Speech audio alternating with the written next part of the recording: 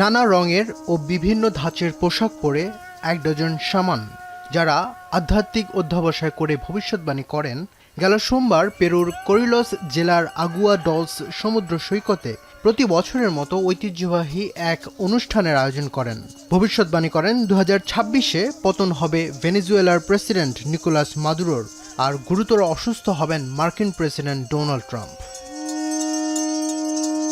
Maduro ছাড়াও রাশিয়ার president Vladimir Putin, চীনা প্রেসিডেন্ট শি জিনপিং এবং ইউক্রেনের প্রেসিডেন্ট ভলোদিমির জেলেন্সকি সহ বিশ্ব নেতাদের ছবি দিয়ে সজ্জিত একটি বেদি তৈরি করা হয় এই আয়োজনে, যার চারপাশে ফুল, কোকা পাতা, মাথার খুলি এবং ধূপ জ্বালিয়ে বিভিন্ন ভবিষ্যৎবাণী করেন তারা।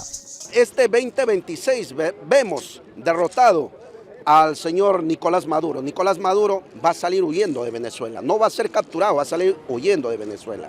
2026 সালে প্রেসিডেন্ট ট্রাম্প গুরুতর অসুস্থ হয়ে পড়বেন বলে তার পোস্টারে ফুল উড়িয়ে দেশটিকে সতর্ক করেন শামানরা।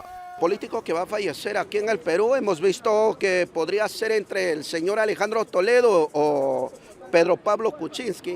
এখানেই শেষ নয়, এবছর রাশিয়া ইউক্রেন সংঘাতের অবসান হবে এমন ভবিষ্যৎবাণীও করেছেন তারা।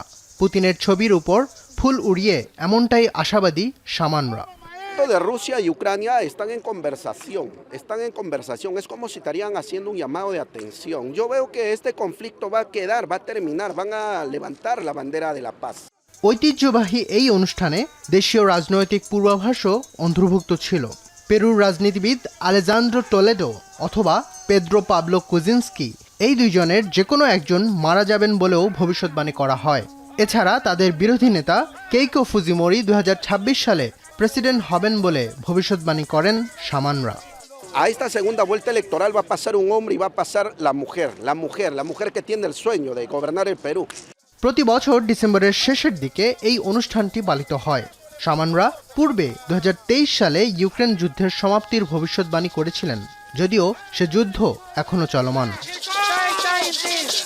ফজলে রাব্বি খান, এখন বিশ্ব।